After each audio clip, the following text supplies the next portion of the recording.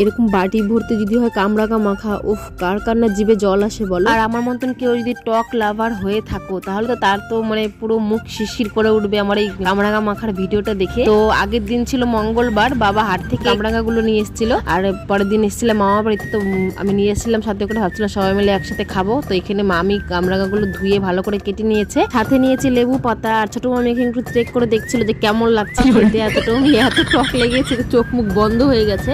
তারপর এখানে সুন্দর করে লঙ্কা দিয়ে, বিট লবণ দিয়ে আর লেবুর পাতা দিয়ে সুন্দর করে মাখিয়ে নিচ্ছিল।